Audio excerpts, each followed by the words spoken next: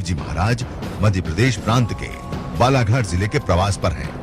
बालाघाट जिले के वारासिवनी और लाल बर्रा ग्राम के लोगों को राष्ट्र के प्रति जागृत करने के पश्चात राष्ट्र नायक स्वामी रामदेव जी महाराज ने बालाघाट जिले के कार्यकर्ताओं का मार्गदर्शन करते हुए सेवा भावना के लिए जीवन को समर्पित करने की प्रेरणा दी।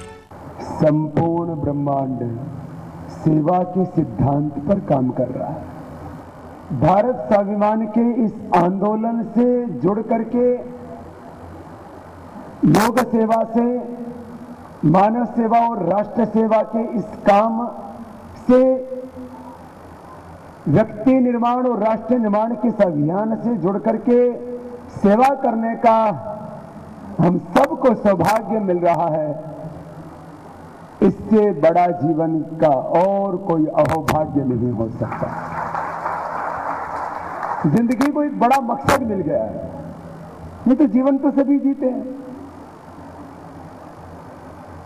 इस संगठन से जुड़ करके और एक समर्थ गुरु का सानिध्य पा करके यदि हमको सेवा करने का सौभाग्य मिले तो जिंदगी में इससे बड़ी बात कोई नहीं हो सकती। भाई बहनों, योग सेवा से मानव सेवा राष्ट्र सेवा का ये बहुत बड़ा काम चल रहा है। इसका प्रत्यक्ष फल तो दिख ही रहा है कि जब आप योग सेवा करते हैं तब लोगों को आरोग्य मिलता है, वो बीमारियों से मुक्त हो जाते हैं, बुराइयों से मुक्त हो जाते हैं, अज्ञान से मुक्त हो जाते हैं, उच्च चेतना से युक्त हो जाते हैं। यह तो उसका तात्कालिक फल है। उस सेवा का आपको जो फल मिलेगा तो आपका ये जन्म भी पावन होगा। इस जन्म में भी आपको यश मिलेगा, प्रतिष्ठा मिलेगी, सुख मिलेगा, शांति मिलेगी, संतुष्टि मिलेगी, तृप्ति मिलेगी। अगले जन्म में आपको मुक्ति मिलेगी। सेवा से भुक्ति भी मिलती है और सेवा से मुक्ति भी मिलती है। तो सब सेवा करें, सब करें। अब इस राष्ट्र की समृद्धि के लिए, राष्ट्र को परम वैभवशाली बनाने के लिए 4 जून से करोड़ों भाई बहनों ने तप करने का संकल्प किया है।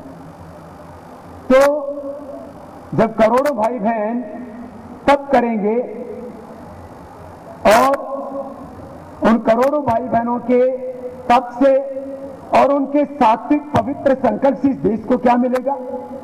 देखो, तप कभी भी व्यर्थ नहीं जाता, तप का फल मिलता है। तो करोड़ों भाई बहन जब देश के तप करेंगे तो इसको देश को फल क्या मिलेगा? यह देश भ्रष्टाचार से मुक्त हो जाएगा, ये फल मिलेगा इस देश को।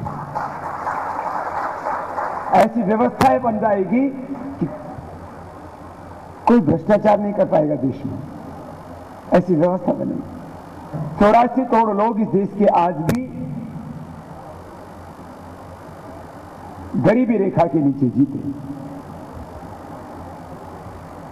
मात्र 20 रुपए पर जिंदगी बसर करते हैं। जब हम ये बात विदेश में कहते हैं तो वहां तो 20 रुपए का मतलब है आधा डॉलर। तो बोलता आधा डॉलर पर 84 करोड़ हिंदुस्तान में लोग जीते हैं, कैसे? बहुत आश्चर्य की बात है। हम वो दिन जल्द ही देखना चाहते हैं जब हमारे देश में एक भी दरिद्र ना हो, सब लोग धनवान हो, आर्थिक रूप से भी और वैचारिक रूप से भी। वैचारिक दरिद्रता भी बहुत गहरी है, वो भी मिटाएंगे। और जब अपनी आंखों के सामने भारत विश्व की सबसे बड़ी आर्थिक आध्यात्मिक महाशक्ति के रूप में खड़ा होगा तब हम सबका सौभाग्य होगा। और ये सौभाग्य को और नहीं लेकर के आएगा। हमको लगता है भारत बहुत अच्छा बनना चाहिए लेकिन और कोई बनाए, ये कैसे होगा? हमको बनाना। भारत अच्छा बने, बाबा रामदेव तप करे। भारत अच्छा बने, इसके लिए कोई दूसरा लोग सत्याग्रह करे। भारत अच्छा बने, इसके लिए दूसरे लोग संघर्ष करें। हमें स्वयं संघर्ष करना है और इस राष्ट्र को समृद्धि के शिखर पर लेकर के जाना है। बालाघाट के कार्यकर्ताओं का मार्गदर्शन करने के पश्चात राष्ट्र नायक स्वामी रामदेव जी महाराज पहुंचे मंडला जिले के नैनपुर, जहां आए लोगों ने ओम के ध्वनि से पूज्य स्वामी जी महाराज का अभिनंदन किया। गणमान्य लोगों ने दीप प्रज्वलन कर स्वामी जी महाराज को पुष्प गुच्छ भेंट किया।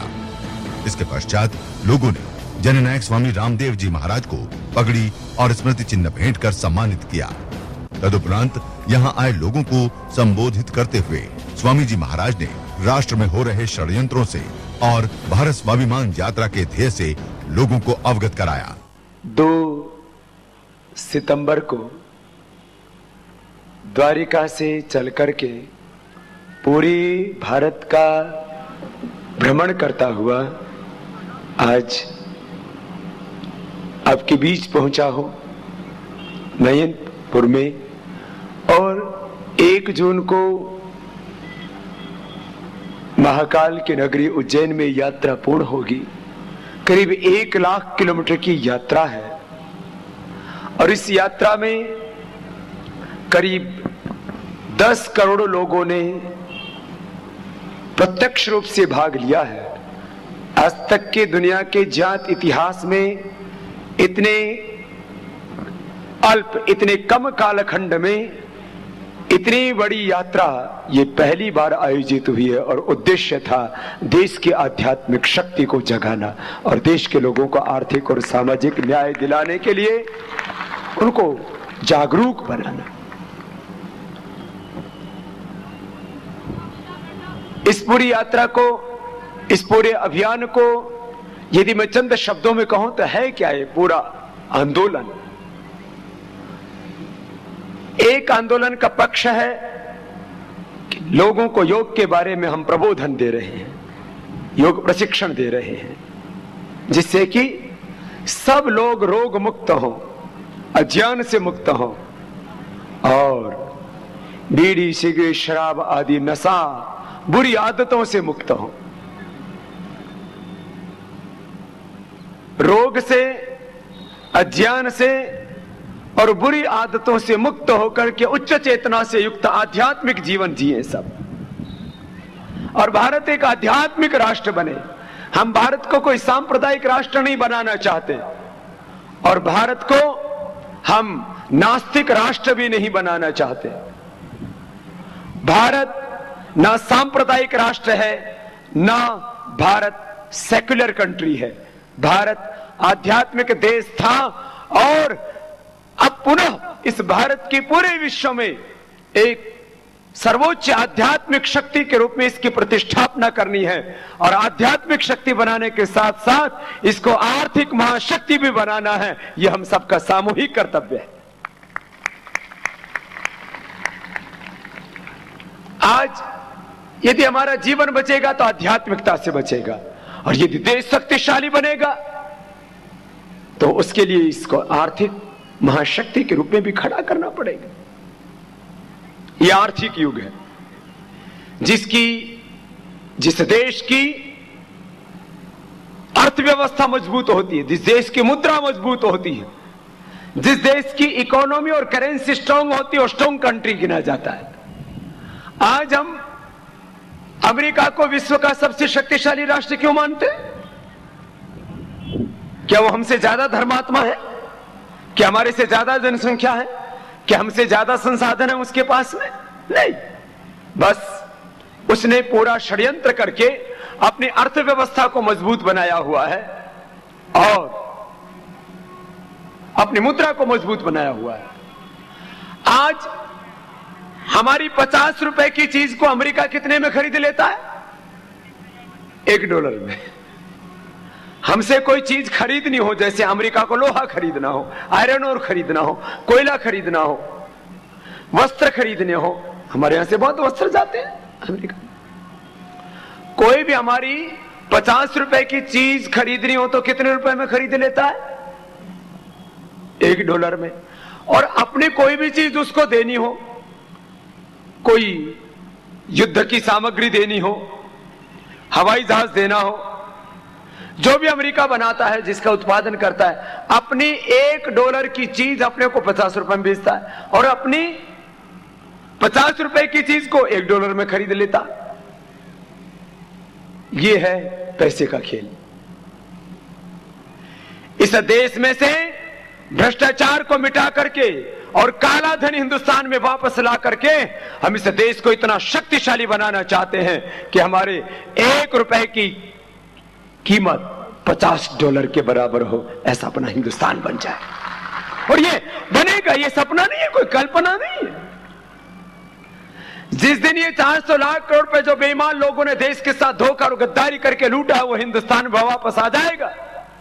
और उस दिन हिंदुस्तान का रुपया इतना मजबूत बन जाएगा, हिंदुस्तान की इकोनॉमी, हिंदुस्तान की करेंसी इतनी स्ट्रांग बन जाएगी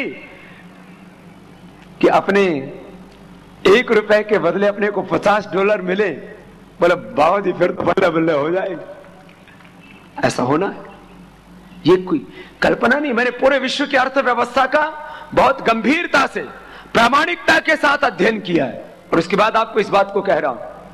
हमने माननीय प्रधानमंत्री जी को यह जो पत्र लिखा है, इसमें वो सारे तथ्य हमने लिखे कि किस तरह से हमारे काले धन के ऊपर पूरी दुनिया विकास कर रही है। किसी भी देश की अर्थव्यवस्था में जितना पैसा कैश, मनी इन सर्कुलेशन जितना डाला जाता है, उस देश की अर्थव्यवस्था लगभग 50 गुना बड़ी हो जाती है। एक रुपए बाजार में करीब 50 जगह घूमता है।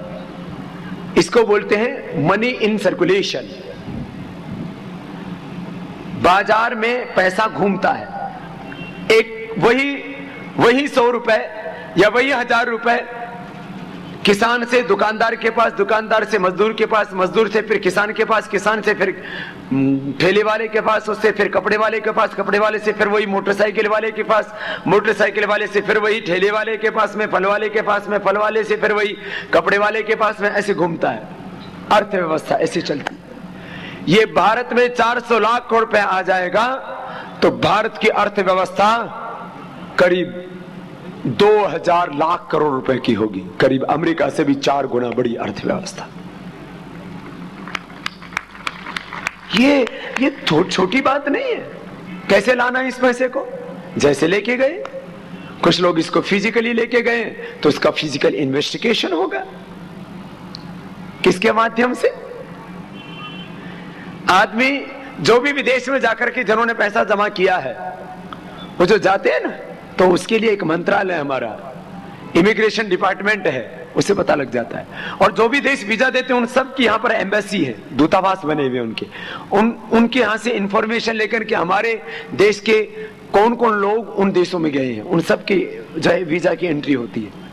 जो फिजिकली गए हैं उनका फिजिकल इन्वेस्टिगेशन, कि भाई कोई सैर करने गया है, नौकरी करने गया है, वो तो उसका पूरा का पूरा रिकॉर्ड रहता है ना आदमी का, तो सब इन्वेस्टिगेशन से पता लग जाएगा।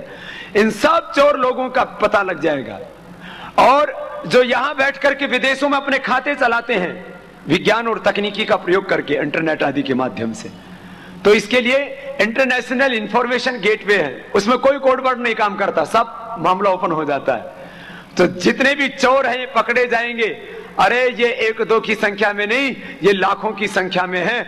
अभी तो 2-4 लोगों का पता लगा है। हसन अली का 1 लाख करोड़ और जो है ए राजा का 1,76,000 करोड़। 400 लाख करोड़ पर लूटने के लिए ए राजा जैसे कितने चाहिए? मात्र 250 लोग, और हसन अली जैसे 400 लोग। क्या मैं आपसे पूछता हूं, इस देश में हसन अली जैसे 400 लोग नहीं है? हा? अरे बाबा, उनसे ज्यादा है। क्या 400 ही लोग हैं? हसन अली जैसे 400 नहीं, हसन अली जैसे यदि 4 लाख भी लोग हो तो हैरत की बात नहीं। इस देश में लूट कितनी हुई है ये तो सारी हकीकत सामने आने के बाद पता लगेगा। अभी तो सब बहुत खराब हालत है। भाई बहनों, इस देश को आर्थिक न्याय दिलाना है। जिस दिन इस देश को आर्थिक न्याय मिलेगा उस दिन देश में कोई गरीब नहीं रहेगा, कोई अनपढ़ नहीं रहेगा, कोई बेरोजगार नहीं होगा। इतना पैसा होगा हमारे पास, हम इतनी ज्यादा इंडस्ट्री लगा सकते हैं, इतनी ज्यादा अपने सर्विसेज को बेहतर कर सकते हैं, इतनी ज्यादा हम इंस्टीट्यूट्स खोल सकते हैं, इतना ज्यादा हम एग्रीकल्चर ग्रोथ कर सकते हैं, कृषिगत विकास, औद्योगिक विकास और सेवाओं का विस्तार इतना ज्यादा हम कर सकते हैं। अरे अपने यहां पर ये 400 लाख करोड़ रुपए आने पर इतना ज्यादा विस्तार होगा अपने देश के अंदर विकास का, अपने देश के लोगों को तो नौकरी देंगे ही, ये सब गोरे लोग भी आकर के अपने यहां पर नौकरी करने लग जाएंगे, हम लोग सेठ की तरह रहेंगे। ऐसा हिंदुस्तान हम बना सकते हैं। ये खाली सपना नहीं दिखा रहा हूं, ये कल को कल्पना साकार होगी। ये आर्थिक न्याय इस देश को मिलेगा। इस देश की अर्थव्यवस्था और मुद्रा, इस देश की इकोनॉमी करेंसी इतनी स्ट्रांग होगी कि भारत पूरी दुनिया पर राज करेगा। अपने से तो 400 लाख करोड़ खर्च ही नहीं होंगे। मैंने हिसाब लगाया, ये 400 लाख करोड़ रुपए हिंदुस्तान को मिलेंगे तो एक जिले को मिलेगा 60,000 करोड़। कितना? 60,000 करोड़। अब अपना जिला कौन सा है? मंडला। अब मंडला में 60,000 करोड़ किस में खर्च करोगे? 60,000 करोड़। बोले बाबा दिला दे, खर्च तो हम अपने आप कर देंगे। ये लेना पड़ेगा खुद ही, कोई दिलाने वाला नहीं है। हाँ, मैंने व्रत किया है, संकल्प किया है और मैं इसके लिए तप कर रहा हूं और अपने अनेक जन्मों की साधना को, अपने जीवन के सारे तप को, जो कुछ मैंने पुण्य किया है उनको सबको देश के लिए दांव पर लगा रहा हूं। मैं आपसे भी आह्वान करता हूं, सब मिलकर के इस अभियान में खड़े हो जाओ। हम सब मिलकर के जब इस काम में लगेंगे तो ये काम होगा और देश को आर्थिक न्याय मिलेगा। सुनो जरा, कितना पैसा मिलेगा? एक जिले को 60,000 करोड़, एक गांव को 100 करोड़। अब मैंने कई बार हिसाब लगाया, मैं खुद भी गांव में पैदा हुआ हूं। एक गांव में 100 करोड़ खर्च करने के लिए जगह नहीं है। स्कूल बना लो, एक गांव में कॉलेज बना लो, हर गांव में यूनिवर्सिटी तो बनाने की जरूरत है नहीं। स्कूल बना लो, कॉलेज बना लो, कितने खर्च हो जाएंगे? 5 करोड़। अपने सारी सड़कें पक्की कर लो, हो गए 10 करोड़। हर एक खेत में ट्यूबवेल लगा दो, हो गए 10 करोड़ खर्च। चलो हर एक खेत में ट्यूबवेल लगा दिया। बिजली भी अपने गांव की वहीं बना ली, वो चलो उसमें भी हो गए 10 करोड़ खर्च। 20-25 करोड़ खर्च हुए, आगे कहां करेगी? मैंने कहा अपने गांव की सड़कों के ऊपर सोने की परत बस बिछा करके लगा लो, इतना पैसा हो जाएगा, हिंदुस्तान दोबारा सोने की चिड़िया बन जाएगा। इतना पैसा होगा, हम पूरी दुनिया को कर्ज देंगे। हमारा ही पैसा विदेशों को मिला हुआ, उसको बोलते हैं एक्सटर्नल डेट। ये मैंने सारे आंकड़े प्रधानमंत्री को दिया, आपको भी कई बार सुना है। अमेरिका ने लिया हुआ 647 लाख करोड़ रुपए का कर्ज। जरा सुनना, कहां तुम्हारे दिमाग की नसें हिल जाएंगी। हम सोचते हैं ना अमेरिका बहुत धनवान देश है। अच्छा बताओ, जो देश कर्जदार है वो धनवान है या दरिद्र है? 647 लाख करोड़, कई पीढ़ियां लग जाएंगी अमेरिका की, तब जाकर के कर्ज चुकाया जाएगा। कितना ले रखा है?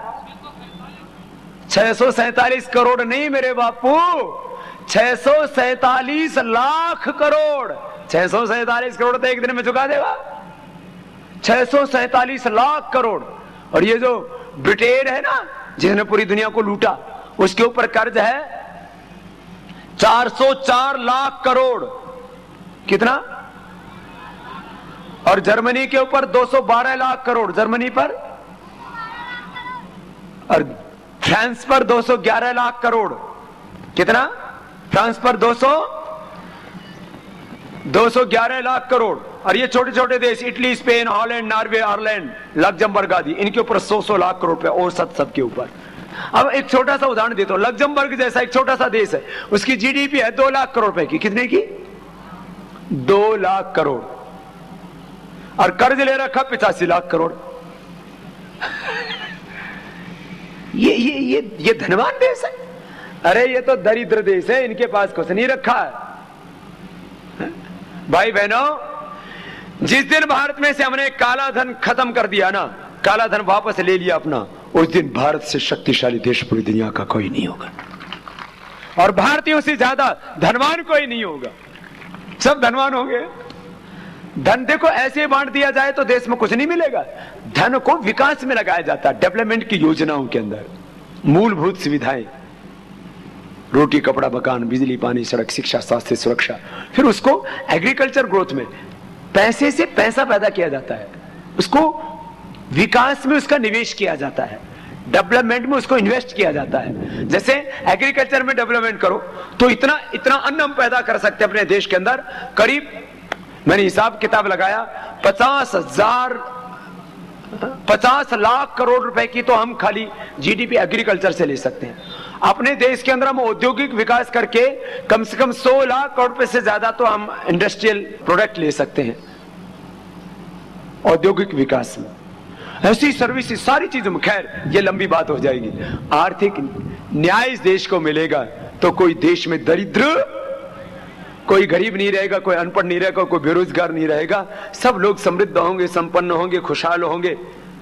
जैसे आज हम अमेरिका में जाते हैं, कनाडा में जाते हैं, ब्रिटेन में जाते हैं, वहां पर अपने को साइकिल कोई शौकिया चलाए तो अलग बात है, बाकी किसी के पास साइकिल है ही नहीं। मोटरसाइकिल भी शौकिया चलाते हैं, बड़ी गाड़ियां सबके पास। वहां स्वीपर घरों में जो सफाई के लिए, जो लैट्रिन साफ करने के लिए भी आदमी आता तो गाड़ी में बैठ के आता है। अपने यहां कोई सोच सकता है कि जो बेचारे लैट्रिन साफ करने वाले लोग हैं, गंदा ढोने वाले लोग हैं, वो भी कभी गाड़ियों में बैठ करके आएंगे? बोले बाबा क्या ऐसा भी होगा? ऐसा ही होगा। 2020 तक आप अपनी आंखों से देखोगे।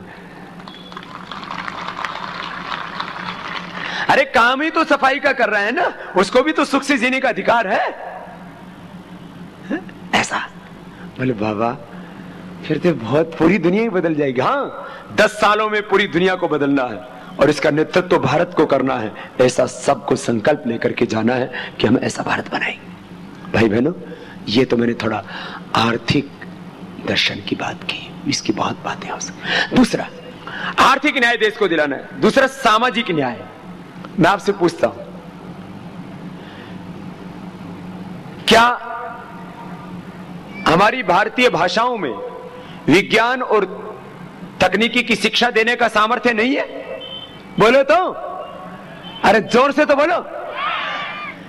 जापान में कोई बीएससी एमएससी करता है, बीकॉम एमकॉम करता है, बीटेक एमटेक करता है, जापान के अंदर कोई एमबीबीएस करता है, जापान के अंदर कोई इंजीनियरिंग करता है, तो किसी में पढ़ाई पढ़ता है वो? बोलो तो। जापानीज में, फ्रांस में, फ्रेंच में, जर्मनी में, जर्मन में, और हिंदुस्तान में किसी को BSc MSc BTech MTech BMS MBBS करना, इंजीनियरिंग करना, तो क्या पढ़ना पड़ता है? ये अंग्रेजी की टांग क्यों पकड़ रखी हमने? इसे अंग्रेजी के पीछे क्यों लदे पड़े हैं? क्या बीएससी के लिए, एमएससी के लिए, इंजीनियरिंग के लिए, बीएमएस एमबीबीएस के लिए हमारी प्रवेश परीक्षाएं हिंदी में नहीं हो सकती? क्या पाठ्यक्रम हिंदी में नहीं हो सकता?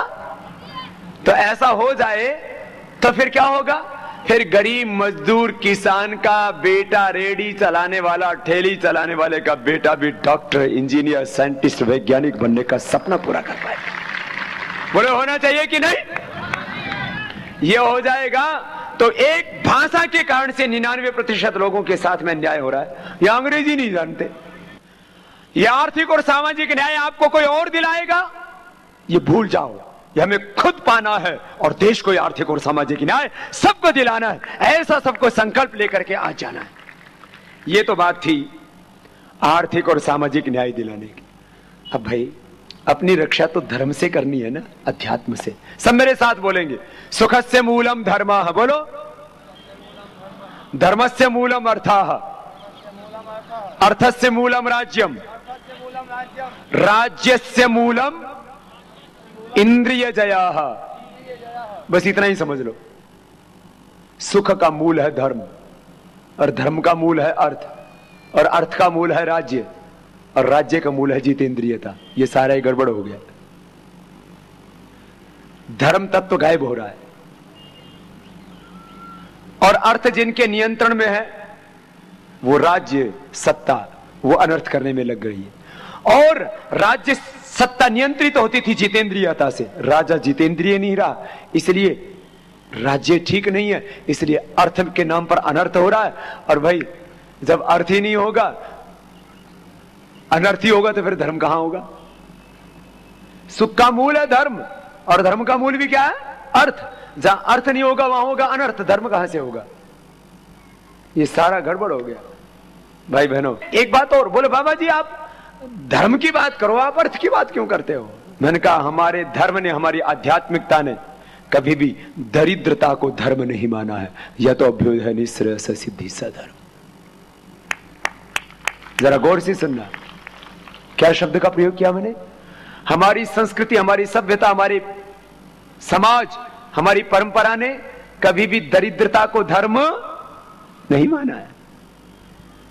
दरिद्र आदमी के पास में कुछ भी नहीं होगा। तो चलो, ये तो बात थी देश के बारे में। ये तो करना है इस देश के लिए अपने को, और इसके लिए आपको भी सपोर्ट करना है। आप कैसे सपोर्ट करेंगे? एक तो हमने मोबाइल कैंपेन चलाई हुई है इसको समर्थन देने के लिए। मोबाइल अभियान, इस दूरभाष अभियान में आपको भी सहयोगी होना है। क्या करना है? लिखो, आप नंबर लिखो। एक मिस कॉल देना है आपको, और आपको जोड़ देंगे इस दूरसंचार क्रांति के माध्यम से, इस महाक्रांति से। दूरसंचार क्रांति का हमें इस महाक्रांति में पूरा प्रयोग करना है। कैसे? लिखिए नंबर 022 33 08 1122। लिख लिया सबने नंबर? 022 33 08 1122। लिख लिया सबने? अब इसको हरा वाला बटन दबा के और एक बार मिस कॉल कर दो। आपका 1 रुपए भी, 1 पैसा भी नहीं लगेगा। रुपए की तो बहुत दूर की बात। आपकी जब मिस कॉल एक्सेप्ट हो जाएगी तो आपको एक मैसेज आ जाएगा, और आप इस अभियान के समर्थक के रूप में आपका रजिस्ट्रेशन हो गया है। आपने इस कैंपेन को सपोर्ट कर दिया।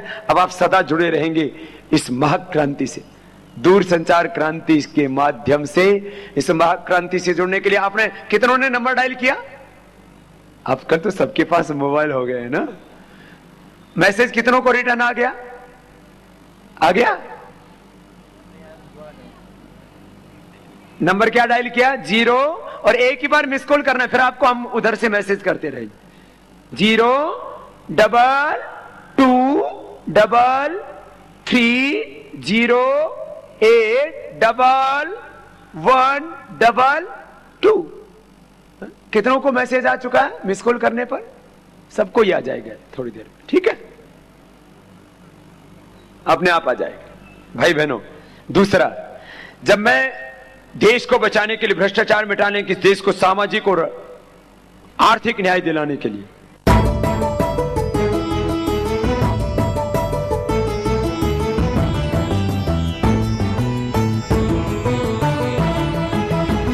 आस्था जीवन का आधार।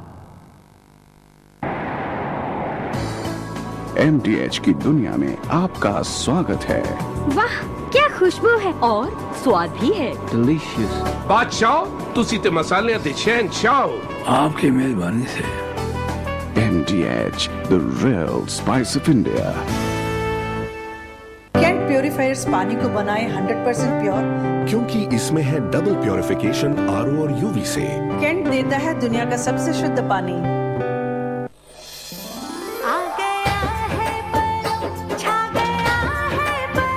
मेरी और मेरे परिवार की सेहत का राज परम प्योर घी।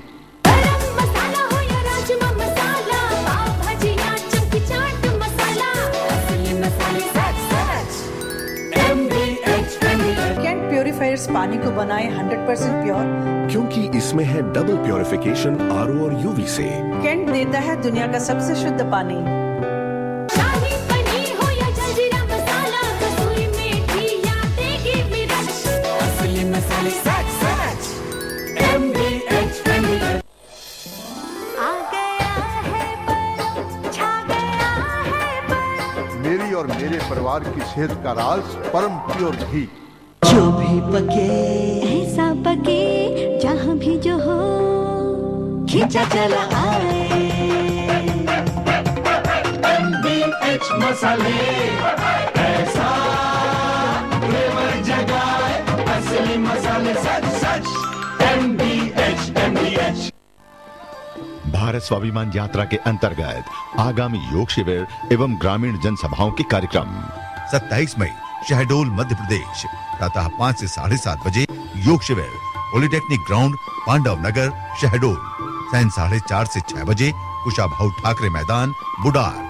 28 मई कटनी मध्य प्रदेश प्रातः 5 से 7:30 बजे योग शिविर फॉरेस्ट प्लेग्राउंड कचहरी प्रांगण के पास कटनी।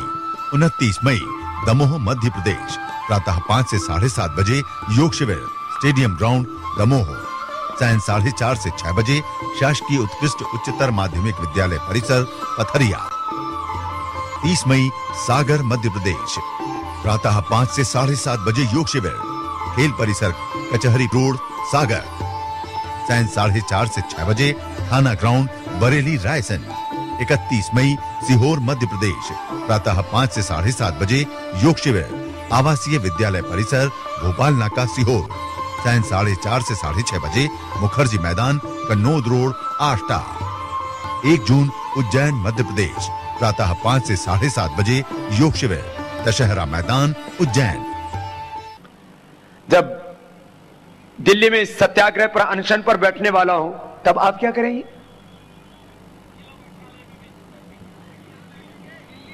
दिल्ली कितने आने वाले मेरे साथ? वो पीछे वाले आ रहे हैं। बाबा जी, बुजुर्ग, कुछ बच्चे, माताएं भी आएंगी। दिल्ली माताएं बड़ी जोरदार है भाई यहां की। माताएं बोले बाबा हम आएंगे। हाँ, और वैसे भी जो बड़े घरों के लोग हैं वो जरूर आना, थोड़े आंखें पतले भी हो जाएंगे।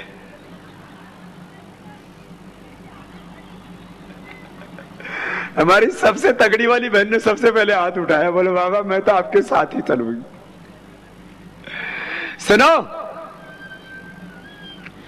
जो दिल्ली आ सके उनको दिल्ली आना है, बाकी को जिला कलेक्ट्रेट पर डीसी के कार्यालय के सामने, जिला अधिकारी, जिलाधीश, जो भी नाम बोलते हैं अलग अलग जगह, उसके कार्यालय के सामने हर एक जिले के अंदर लाखों लोगों को इस तप में, इस अनुष्ठान में, इस राष्ट्र को बचाने के अभियान में सबको सम्मिलित होना है। और जब पूरा हिंदुस्तान एक साथ खड़ा होगा तो सत्ताओं को झुकना पड़ेगा और एक नया भारत बनेगा, शक्तिशाली भारत। हाँ? ये इतना बड़ा कुछ मिलने वाला है भाई बहनों। मैंने कहा मैंने तो अपना अनेक जन्मों का जो भी तप था, जो भी पुण्य था, जो भी मेरे पास में है, मैंने तो अपना सब कुछ राष्ट्र के लिए समर्पित करने के लिए मन बना लिया। मेरे से बोले बाबा कितने दिन के लिए अभियान चलेगा? मैंने कहा जितने दिन भी चले, जब तक हमारी तीनों मांगे पूरी नहीं हुई। देश को सामाजिक न्याय दिलाने के लिए तो एक पक्ष भाषा का बताया, किसानों को न्याय दिलाने के लिए उनका लैंड एक्विजिशन एक्ट खत्म करने से लेकर के और बहुत से मुद्दे हैं। और इसी तरह से हमने चुनाव सुधार के लोकतंत्र को कुछ लोगों ने षड्यंत्र करके लूट तंत्र, भ्रष्ट तंत्र बना दिए। उसके लिए मैं कहा अनिवार्य मतदान, स्टेट फंडिंग इलेक्शन और प्रधानमंत्री का भी सीधा चुनाव जनता से होना चाहिए। उस दिन प्रधानमंत्री देश के लिए जिम्मेदार होगा, पार्टी विशेष के लिए नहीं। बोले होना चाहिए कि नहीं? तो ये तीन मुद्दे तो किसानों का मुद्दा, भाषा का मुद्दा और अनिवार्य मतदान, स्टेट फंडिंग इलेक्शन और प्रधानमंत्री का सीधा चुनाव जनता से, ये इससे देश को सामाजिक न्याय मिलेगा। और आर्थिक न्याय दिलाने के लिए, काला धन वापस लाने के लिए, विदेशों में जमा संपत्ति को राष्ट्रीय संपत्ति घोषित करना, और जो विदेशों में अवैध धन जमा करते हैं, जो भी अवैध तरीके से विदेशों में संपत्ति जमा, उसको राष्ट्रीय संपत्ति घोषित करना। और ये मैं आज कह रहा हूं, और कल को 4 तारीख के बाद आप देखेंगे कि जो भी अवैध रूप से बाहर देश की संपत्ति जमा है, वो लाखों करोड़ की संपत्ति राष्ट्रीय संपत्ति घोषित हो जाएगी, उसको हमको वापस लेकर के आएगी। और जो भी अवैध तरीके से बाहर धन जमा करती, इसको राष्ट्रद्रोह की श्रेणी का अपराध बनाएंगे। और जो देश में भी भ्रष्टाचार करेगा, उससे वसूला जाएगा, कुर्की की जाएगी, उसकी संपत्ति जब्त की जाएगी और उसको आजीवन कारावास या मृत्यु दंड का सजा का प्रावधान करवाया जाएगा। वो स्टेट और सेंटर दोनों जगह लागू होगा। कोई भ्रष्टाचारी देश को लूट ना पाएगा, देश के साथ धोखा और गद्दारी नहीं कर पाएगा। ये काम तो होना ही चाहिए, इसके लिए थोड़ा सा तो तप करना पड़ेगा। पहले देश को आजादी दिलाई तो 7 लाख से ज्यादा शहीदों ने अपनी शहादत कुर्बानी दी थी। तो क्या आप थोड़ा सा तप करने के लिए तैयार हो देश के लिए? केवल 1 सप्ताह में तो देश में महाक्रांति हो जाएगी। 1 सप्ताह व्रत करने के लिए तैयार हो? कितने लोग तैयार हैं मैं देख तो लो। अरे दोनों हाथ तो उठाओ, पीछे खड़े वाले भी और बैठे वाले भी। जो हाथ नहीं उठाएगा इसका मतलब वही गद्दार है। कुछ लोग तो पूरे ही खड़े हो गए। बोले भारत माता की, जरा मुट्ठी बांध करके वंदे वंदे भारत माता की। बोले बाबा ये तो बड़ा संकट है, संघर्ष करना कोई आसान काम नहीं है, और बिना संघर्ष किए कुछ मिलता भी, और बिना संघर्ष किए कुछ मिल भी जाए तो उसकी कोई कीमत नहीं होती है। अरे संघर्ष करने के लिए जीवन है, क्यों घबराते हो? जब मैं नहीं घबराता तो तुम क्यों घबराते हो? अरे तुम्हारे ऊपर क्या संकट आएगा? सारे संकट पहले मैंने अपने ऊपर झेले हैं, और आपको तो संकट नहीं देने के लिए आया हूं, आपके तो संकट दूर करने के लिए आया। भाई बहनों, अब योग की बात करते हैं। योग से पूरे देश का भला होगा। कितना लाभ होगा? योग का लाभ सुनो, देखो हा? ये तो योग का लाभ सुनो, योग का लाभ बताता हूं।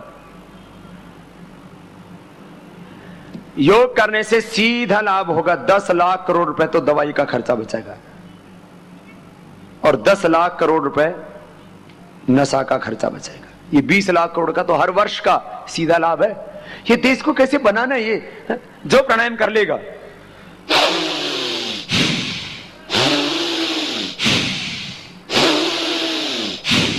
करोगे? ज्यादा जोर से भी मत करना, ऐसे भी मत करना।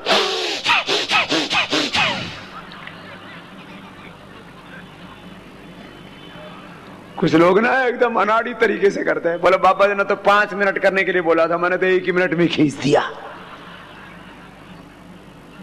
अब कपालभाति हम ऐसे करने के लिए बोलते हैं। अब इसको कुछ मुंडी हिलाएंगे, कुछ होठ हिलाएंगे। मैंने कभी होठ क्यों हिला रहा है? बोले बाबा जी श्वास बाहर निकलेगा तो होठ तो निकलेंगे। अरे होठ थोड़ी निकलेगा, सांस निकलेगा नाक से। कुछ अंदर खींचेंगे होठों, कुछ कंधे हिलाएंगे, कुछ पूरा हिल जाएंगे। खाली मध्य प्रदेश हिलाना है। मध्य प्रदेश में बैठे हैं ना अभी, तो मध्य प्रदेश को हिला रहे हैं। पहले मध्य प्रदेश को हिला रहे हैं और बाद में सेंट्रल गवर्नमेंट को हिला, दोनों हिल रहे हैं। और 4 तारीख के बाद क्या करना है मैं उसी दिन बताऊंगा, पहला काम पूरा होने के बाद।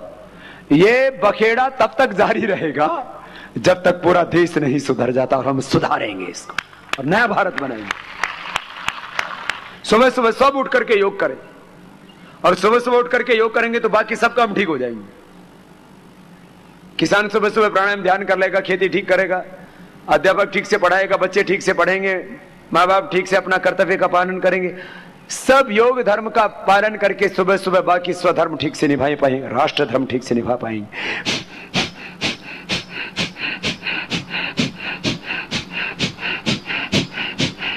ऐसे हाँ? अब इसको उल्टा भी मत करना, कुछ ऐसे करते हैं। कुछ इतने कंजूस मक्खी चूस, वो कभी छोड़ा ही नहीं कुछ, सांस भी छोड़ने में उनको दिक्कत आती। कुछ इतने कंजूस होते हैं।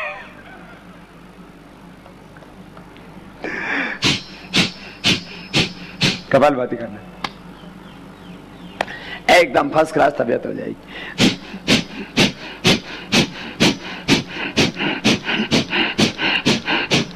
कोई बीमारी नहीं रहेगी शरीर में, और इस अद्भुत लाभ हो,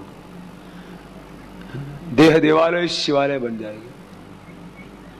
हर एक के भीतर ऐसी आत्मा है जैसे भगवान रामकृष्ण, बुद्ध, महावीर आदि में, ऋषि मुनियों में, गौतम, कपिल, महर्षि पाणिनि, पतंजलि, स्वामी विवेकानंद, महर्षि दयानंद में, योगी महायोगी शरद जैसी आत्मा थी ना, वैसी अपने अंदर है।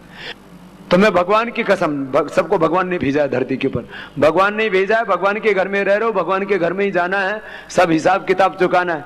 वो भगवान जी पूछेंगे वापस, बेटा मैंने तुझे अच्छी अच्छी चीजें दी थी खाने के लिए, जाकर के तम्बाकू खाने लगा जिसको गधा भी नहीं खाता। सुनो, आज सब संकल्प लेकर के जाओ। तुम्हें भगवान की कसम, तुम्हें राम और कृष्ण की सौगंध, तुम्हें तुम्हारी माँ की कसम, सबकी माँ ने मना किया था ना बीड़ी सिगरेट शराब दारू पीने के लिए, बोलो मना करती है ना सब माताएं, अरे जोर से तो बोलो। तो तुम्हें तुम्हारी माँ की कसम, तुम्हें तुम्हारी औलाद की सौगंध, और राम कृष्ण के साथ तुम्हें रामदेव की कसम, आज के बाद कोई भी बीड़ी सिगरेट शराब को हाथ नहीं लगाए। बोलो, एक हाथ में बीड़ी सिगरेट शराब है, एक हाथ में बीड़ी, दूसरे हाथ में बाबा की जान। तुम्हें बाबा प्यारा है बीड़ी?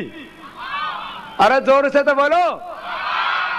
तो बोलो, आज मौका है, ये जिंदगी में कभी कभी आता है। मैंने तो कभी सोचा भी नहीं था है? मैं नैनों से भी प्यारे इस नैनपुर में आपके दर्शन कर पाऊंगा। इतने प्यारे प्यारे भाई बहन हैं, आपके चेहरों पर इतना नूर है, हीरे मोतियों की तरह चमक रहे हो आप लोग। हाँ, आप नैनपुर वाले तो सदा मेरे नैनों में बस गए हो। हाँ? लेकिन तुम आज मुझे कुछ दक्षिणा भी देके जाओगे? हाँ? बोलो। तो कितने लोग हैं जो आज बीड़ी सिगरेट शराब कोई भी नशा छोड़ के जाएंगे? नशा, अरे जो नहीं छोड़ेगा वो सब राक्षस पुत्र कहलाएंगे, और जो छोड़ देंगे सब ऋषि पुत्र। बोले भारत माता की। एक तो बाबा जी पीछे खड़े हो गए। बाबा जी कहां छोड़ रहे हो? चिलम।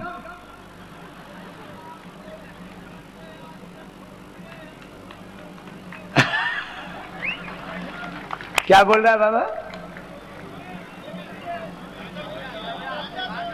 गांजा। बहुत अच्छा, बाबा जी का अभिनंदन है। देखो हा?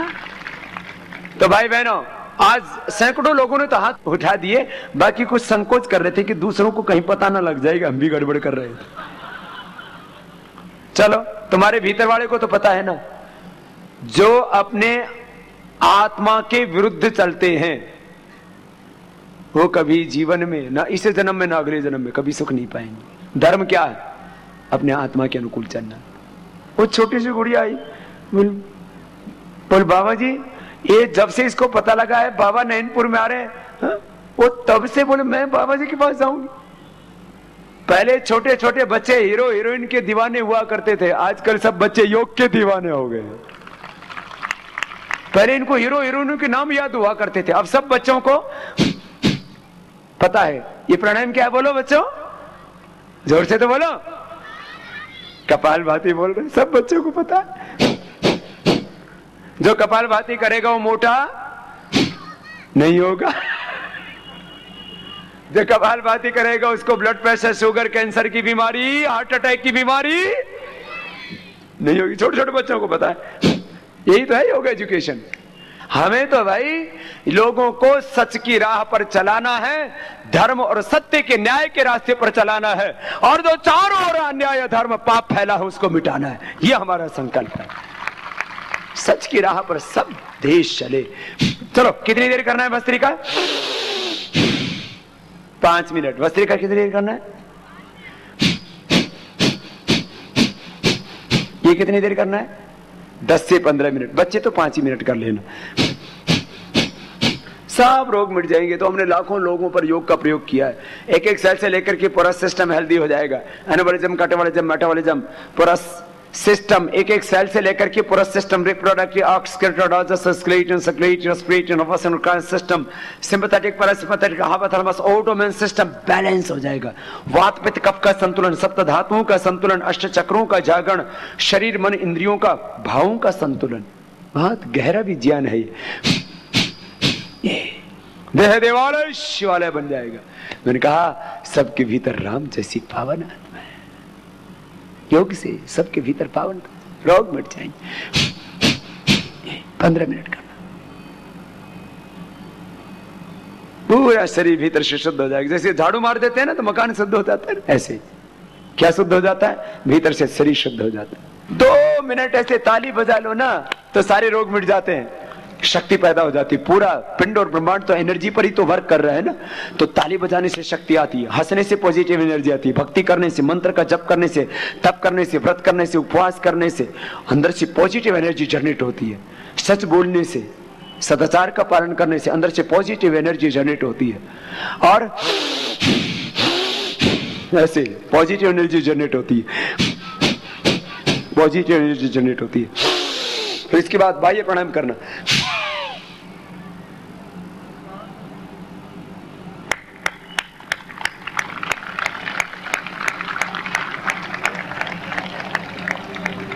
करोगे ना आप भी? बोले बाबा अभी तो पूरा ट्रैफिक जाम है, all lines in this route are busy, कुछ अंदर जगह ही नहीं है।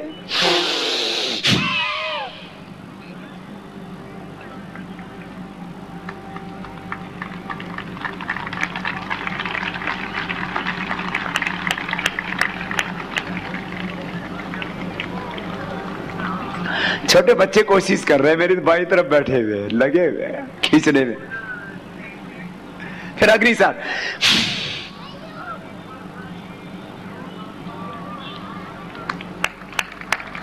सांस को बाहर छोड़ के पेट को अंदर खींचा छोड़ो, और फिर अभ्यास से तो नोली क्रिया भी हो जाएगी।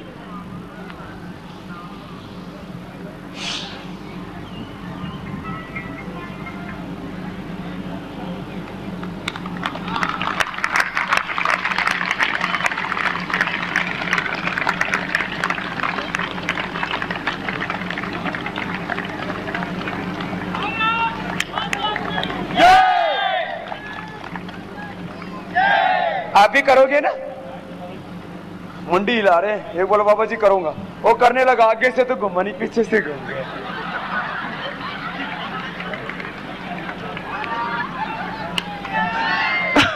आगे से तो कहीं निकलने की गुंजाइश ही नहीं। देखो भस्त्रिका, कपालभाति, बाह्य प्राणायाम ये रोज करना है ना, ये सीख लो। 8 प्राणायाम सीखो, भस्त्रिका, कपालभाति, बाह्य प्राणायाम, इससे पूरा शरीर अपने आप ही ठीक हो जाता है, मन विचार भाव सब अपने आप ठीक हो जाते हैं। ये तो योग न करने के कारण से सारी गड़बड़ी है। योग करोगे तो हमेशा ऊंची चेतना, ऊंचे विचारों में रहोगे, शरीर मन विचार आपके बहुत अच्छे रहेंगे। और योग नहीं करोगे तो शरीर बीमार हो जाएगा। शरीर की बीमारी क्या है?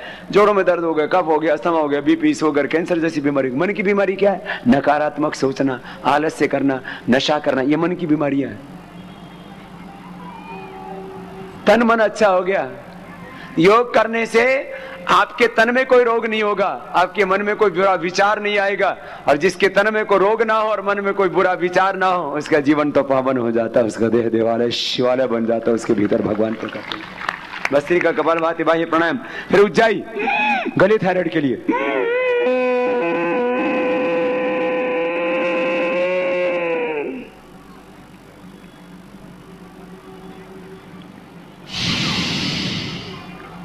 ये 3 से 5 बार। फिर उज्जाई के बाद अनुलोम विलोम।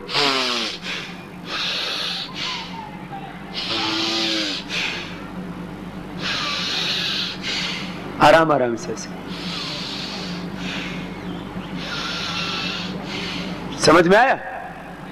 क्या है इसका नाम? अनुलोम विलोम। क्या है इसका? क्या नाम है? कपालभाति। बच्चे बोल रहे हैं, बड़े वाले तो बोल भी नहीं रहे, ठूठ। बोलो क्या नाम है इसका? और ये अनुलोम विलोम बोल रहे हैं, अनुलोम विलोम। क्या नाम है? फिर इसके बाद भ्रामरी, ओम, ऐसे थोड़ी देर ध्यान करना। अपने आप ही जीवन में बहुत आना, सुख, शांति, संतुष्टि। सबको क्या चाहिए? स्वास्थ्य, सुख, शांति, संतुष्टि, तृप्ति। योग करना, औरों को कराना। जो योग करेंगे कोई रोगी, जो योग करेगा कोई नशा, उसके जीवन में कोई बुरी आदत नहीं रहेगी, अज्ञान नहीं रहेगा। सुबह देर से उठना, नाराज होना, गुस्सा करना, चिंता करना, तनाव में रह जीना, ये सब बुरी मानसिक बुरी आदतें हैं ये। हाँ, और कुछ नहीं है। शरीर और मन अच्छा हो गया ना, सब कुछ ठीक हो जाएगा अपने आप। भाई बहनों, इस योग को खुद करना है, औरों को कराना है, और सबको भारत स्वाभिमान के इस पुण्य अनुष्ठान में सहयोग करना है। देखो, आप सब सेवा नहीं कर सकते कोई दूसरी बड़ी, मेडिकल की सेवा, हेल्थ सर्विसेज, एजुकेशन की सेवा, शिक्षा की सेवा, उसके लिए स्कूल कॉलेज यूनिवर्सिटी बनानी पड़ेगी। आप किसी को दवाई से सेवा करना चाहते हो तो आपको कोई हॉस्पिटल बनाना पड़ेगा, दवा आपको देनी पड़ेगी, और उसके लिए डॉक्टर बिठाना पड़ेगा। आप योग सेवा से ना सबकी सेवा कर सकते हो। तो जो भी गांव से कितने आए हुए यहाँ, गांव वाले हाथ उठाना। तो ये नैनपुर वाले कहाँ, ये कुछ वीआईपी बैठे हुए बस। हाँ भाई बहनों, हमें इस भारत को ऋषियों का देश बनाना है। हमें इस भारत में चारों तरफ से सुख समृद्धि को बढ़ाना है, और सबके जीवन में स्वास्थ्य हो, सुख हो, शांति हो, तृप्ति हो, संतुष्टि हो, उसके लिए सब योग करना, औरों को कराना। आज इस सुंदर आयोजन के लिए हमारे भाई श्री NS ठाकुर जी, गोविंद जी, दुर्गा प्रसाद जी, संतोष चौरसिया जी, श्री प्रकाश अग्रवाल जी, जोगल खंडेलवाल जी, और सभी हमारे कार्यकर्ताओं ने, विजय जी, राजकुमार, श्याम, शिवम, जीवंत, कौशल, राजेंद्र, सुभाष, प्रकाश, राजेंद्र, शिव प्रकाश, श्याम, रवि, राम, और हमारे जैन साहब, ज्वाला जी, सब ने मिलकर के, और हमारे सभी मीडिया के भाइयों ने भी, और सब पुलिस प्रशासन के भाइयों ने, सब ने सहयोग प्रदान किया। एक बार सबका बहुत बहुत अभिनंदन, सबको बहुत बहुत आशीर्वाद। हमारे तहसील प्रभारी बहन श्रीमती सरोज जी, और तमाम हमारे इस अलग अलग कामों में लगे सभी कार्यकर्ताओं ने, जिन्होंने बहुत श्रद्धा से काम किया। एक बार सबका बहुत बहुत अभिनंदन।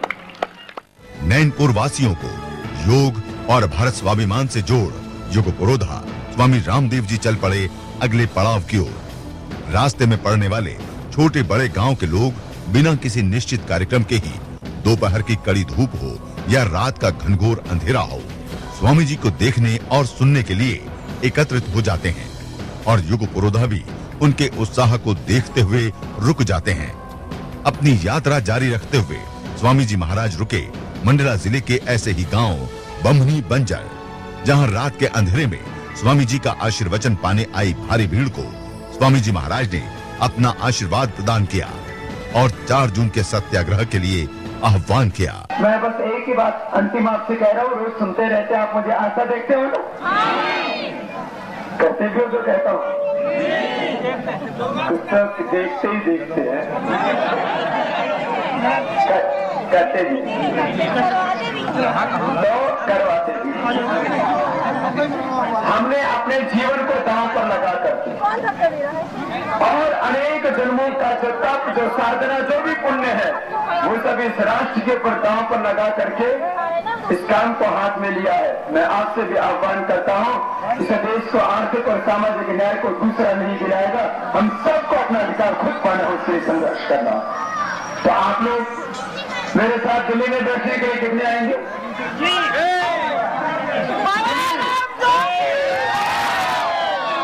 अच्छा, इतनों में तो दिल्ली आने के लिए कहा, बाकी क्या अपने घरों में बैठे रहेंगे? बाकी जो दिल्ली नहीं आ सकते वो अपने जिला मुख्यालय में कलेक्ट्रेट के सामने जाकर के उपवास करेंगे, तप करेंगे, और देश को न्याय दिलाने के लिए इस काम में सहयोग करेंगे। ठीक है? ये तो तुम्हारे लिए कहा।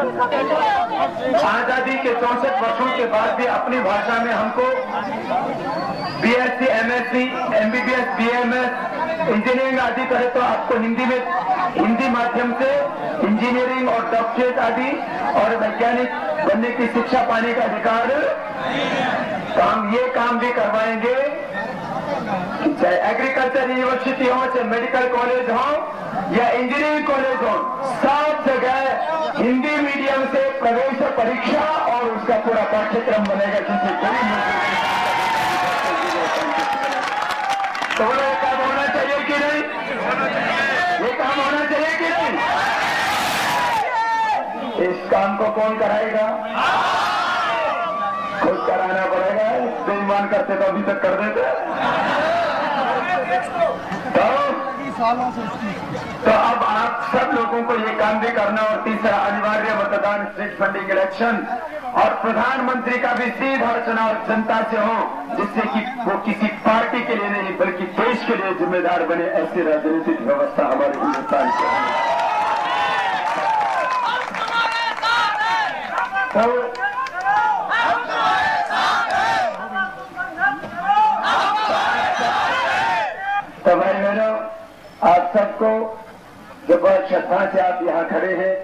कुछ ऊपर खड़े हैं उन माताओं बहनों को और कुछ दूर खड़े हैं उनको, और आप सबको मेरी बहुत बहुत शुभकामनाएं। 400 लाख करोड़ रुपए का काला धन देश को वापस दिलाने के लिए तथा काले धन के स्रोत भ्रष्टाचार को मिटाने के लिए एवं भ्रष्ट शासन व्यवस्था के स्थान पर श्रेष्ठ व आदर्श शासन व्यवस्था स्थापित करने के लिए 4 जून से भ्रष्टाचार के खिलाफ राष्ट्रव्यापी भ्रष्टाचार मिटाओ सत्याग्रह में हम सभी देशभक्त नागरिकों से आह्वान करते हैं कि जो भाई बहन दिल्ली आ सकते हैं वे दिल्ली के कार्यक्रमों में सम्मिलित हो, और जो किसी कारण दिल्ली नहीं आ सकते वे 4 जून से अपने अपने जिले के जिला अधिकारी व डीसी कार्यालय के सम्मुख इस सत्याग्रह को समर्थन देने के लिए प्रत्येक ग्राम एवं तहसील से पहुंचे और अपना राष्ट्र धर्म निभाएं। जब एक योगी, एक सन्यासी, एक फकीर जिसको कुछ भी नहीं चाहिए वो देश के लिए अनशन, उपवास या सत्याग्रह करेगा तो हमारा भी ये धर्म और कर्तव्य बनता है कि हम ऐसे योगी का जो राष्ट्र निर्माण में लगे हैं उन्हें सहयोग